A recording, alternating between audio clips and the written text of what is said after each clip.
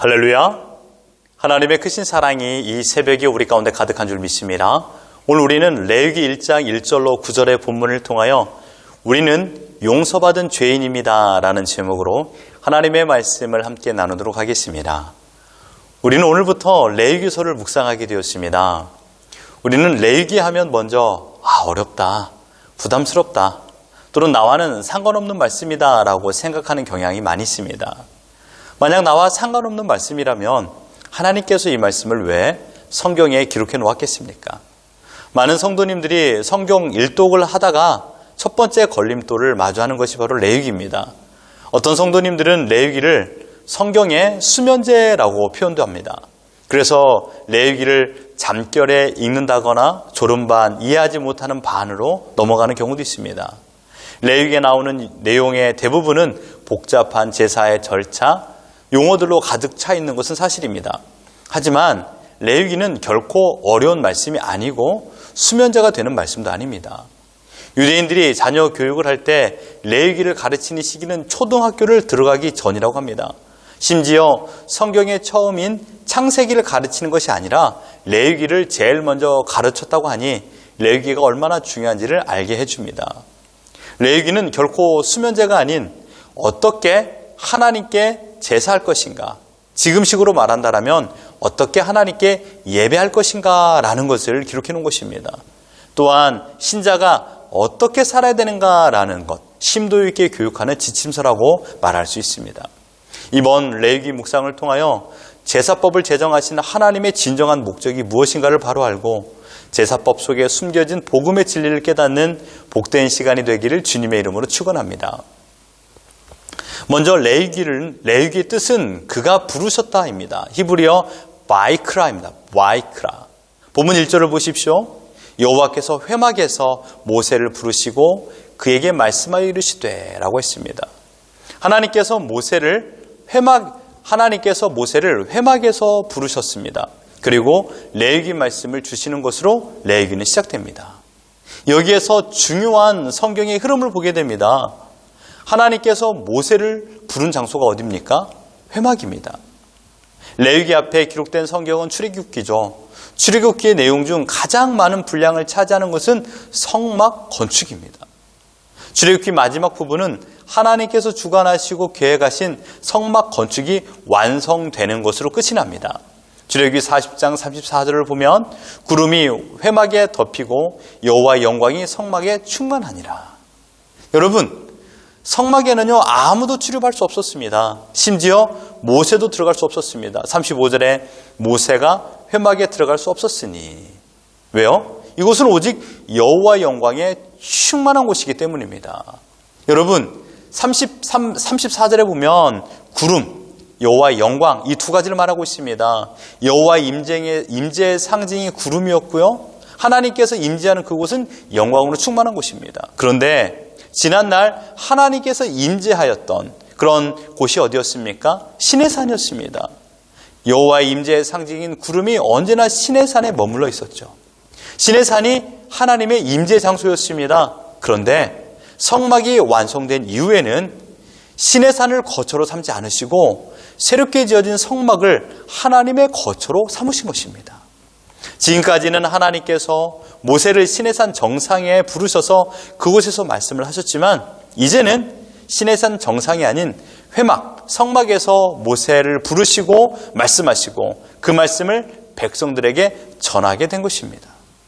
출애굽기에서 레위기의 대전환의 중요한 기점이 바로 하나님의 임재의 장소가 바뀐 것을 여러분 기억하시길 바랍니다.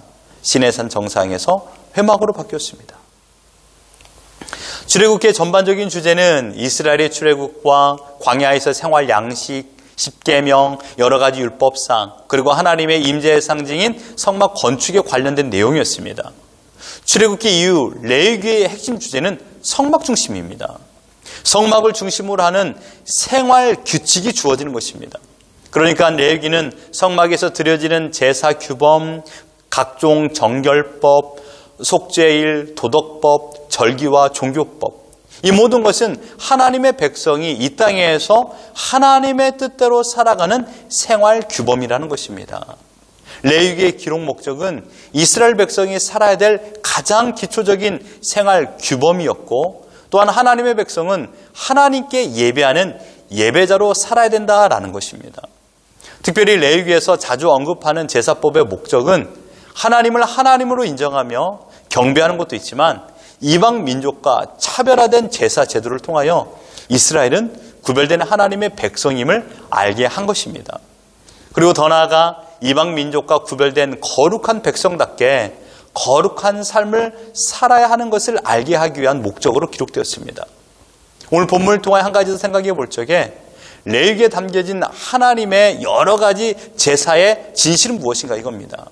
번제, 소제, 화목제, 속죄제, 속건제. 5가지 제사법이죠. 그 다음에 제사장의 성결법, 대속제일, 백성의 속죄, 아세셀, 염소, 절기, 안식년과 희년. 이것은 지금 레위기의 중심 주제입니다.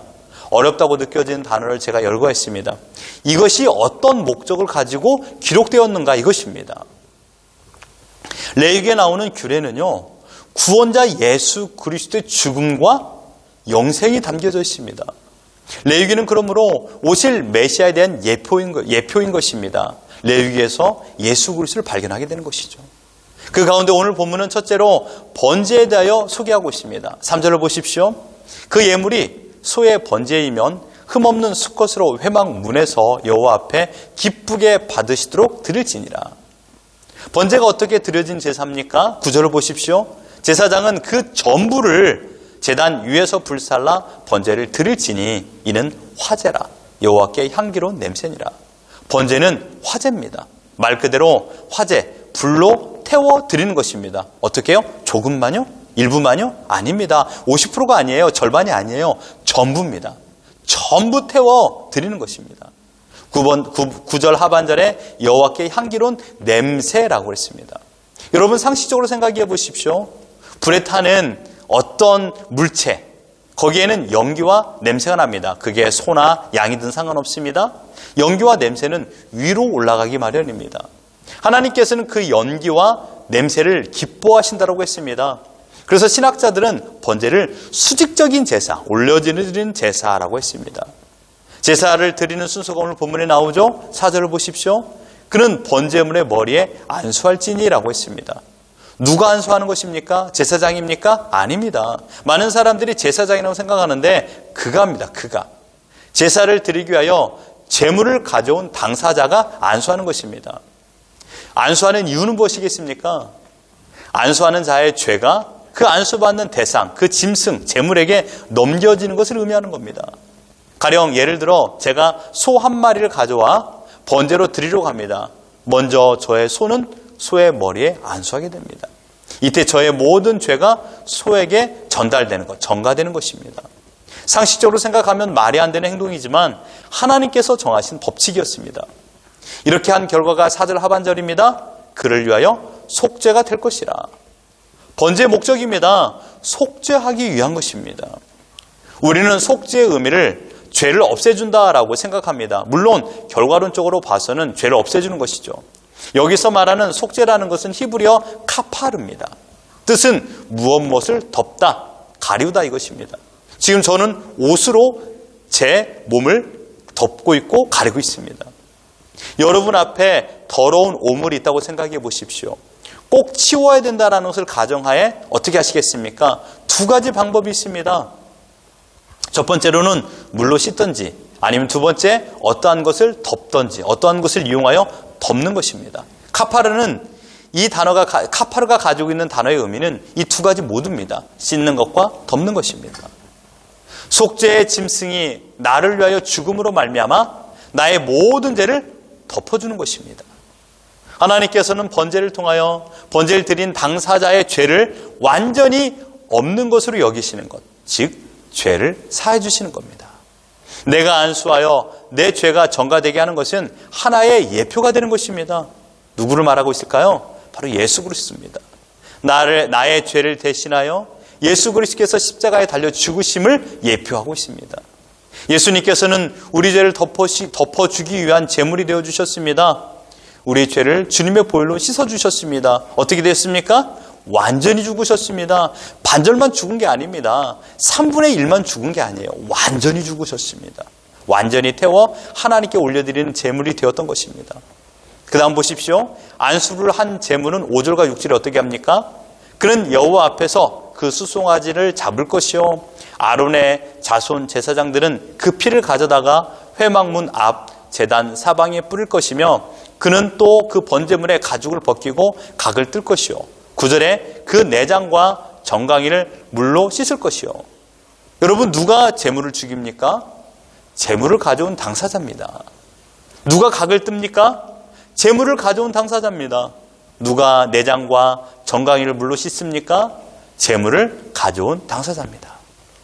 그렇다면 왜 하나님께서는 제물을 가져온 당사자가 직접적으로 제물을 죽이고 각을 뜨고 내장과 정강이를 씻게 했을까요? 하나님 앞에 범한 죄로 내가 죽어야 되는데 그 짐승이 나 대신 죽게 되었음을 직접적으로 보게 하는 일종의 시청각 교육이었습니다. 이 교육을 통하여 죄를 범함의 처참한 결과를 알게 하시고, 이 제물이 죽는 것처럼 내가 죽어야 된다는 결과를 말하는 것이죠. 죄를 범한 자의 모든 결과입니다.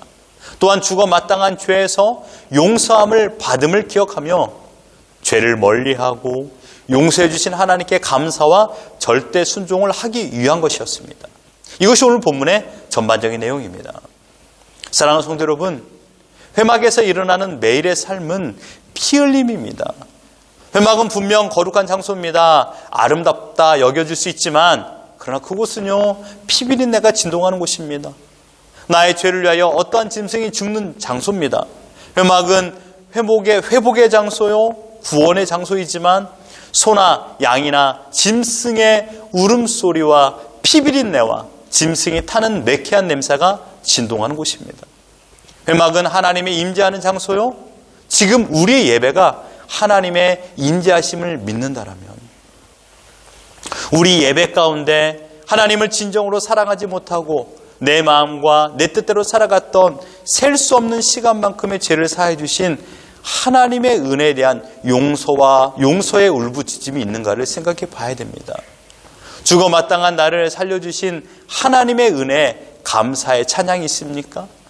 허물과 죄로 죽은 우리를 살리기 위하여 십자가에서 온몸이 찢기고 상처를 받아 피 흘리신 주님의 죽으심으로 말미암아 우리가 죄사함을 받았음에 대한 감격이 있습니까?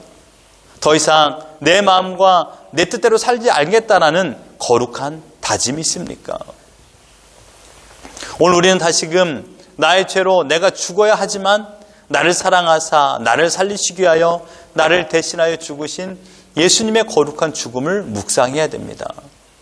주님의 십자가는 내가 죽어야 될 그 자리입니다. 주님이 맞은 채찍은 내가 나의 죄값으로 맞아야 될 채찍입니다. 주님이 받은 정죄는 내가 지은 죄를 폭로당해 부끄러워해야 될 정죄입니다. 그러나 이 모든 것을 나를 살리기 위하여, 목적은 단 한 가지, 나를 살리기 위하여 주님께서 번제물이 되어주셨습니다. 그리고 나의 모든 죄를 사하여 주셨습니다. 깨끗이 씻어주셨고 나의 죄를 주님의 보혈로 덮어주셨습니다. 주님을 모르고 살아갔던 그때에는 죄인이었지만 예수님을 믿는 그 순간 나의 모든 죄는 주님께 전가되었고 우리는 주님께서 가지고 있는 생명이 전달되어 영생을 소유하게 된 줄 믿습니다. 여러분, 우리는 용서받은 죄인입니다. 하나님의 한없는 은혜로 말미암아 영원한 지옥불의 고통 속에 죽어도 죽지 않는 생을 평생 살아야 될 존재였으나 예수 그리스도가 나의 대속제물이 되어주심으로 천국에서 기쁨과 감격으로 영원토록 하나님을 사랑하며 살게 하여 주셨습니다. 이 놀라운 은혜를 주셨건만 우리는 또다시 일상의 삶 속에서 하나님과 상관없이 내 중심적인 사고와 생활 방식으로 하나님을 멀리하고 살아가는 죄인이라는 사실입니다. 그리고 우리는 또다시 주님의 보혈을 의지하여 회개하며 기도를 하게 됩니다. 그 기도에 하나님은 들으시고 수직적으로 올라가는 아름다운 향기가 되어 하나님은 기뻐 받으시고 또다시 사랑으로 용서해 주시고 오늘이라는 시간의 기회를 허락하여 주셨습니다. 사랑하는 성도 여러분, 우리는 용서받은 죄인입니다. 언제나 용서해 주기 때문에 오늘 죄를 범해도 괜찮아 나는 연약하니까 우리는 이런 마음으로 죄를 성립시키고 죄에 대하여 너무나도 관대한 태도를 가지고 있습니다. 우리는 용서받은 죄인이라는 말에는 죄를 다시 지어도 또 용서해 준다라는 생각 말고 하나님의 은혜를 생각해 봐야 됩니다. 그 용서는 다름 아닌 예수님의 십자가의 결과입니다. 그 용서는 죄를 감소시키는 것이 아니요, 죄를 완전히 사해 주시는 은총입니다. 구약에서는 지속적인 제사를 드려야 됐습니다. 그러나 예수님께서 십자가에 달려 죽으심으로 단번에 모든 죄를 사하여 주셨고 더 이상 제사를 드리지 않아도 되는 완전한 죄사함을 허락하여 주신 것입니다. 이 용서는 순간만이 아닙니다. 영원한 지속성을 가지고 있습니다. 이것이 바로 하나님의 은혜입니다. 오늘 용서받은 죄인이라는 놀라운 은혜를 생각하며 구원의 은혜를 베푸시는 하나님을 찬양하며 하나님께 감사하십시오.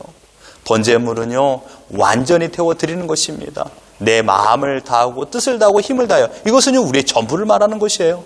우리의 전부를 하나님께 드리는 것, 이게 바로 번제입니다. 하나님을 반절만 사랑하면 안 됩니다. 하나님도 사랑하고 세상도 사랑하면 그것은 완전한 제사의 성립에서 어긋나는 것입니다. 오늘 우리가 하나님 앞에 거룩한 번제물이 되길 바랍니다. 그래서 하나님을 기쁘시게 하며 나의 마음과 생명과 정성을 들여 하나님을 사랑하며 살아가는 우리 모두가 되기를 예수 그리스도 이름으로 축원합니다.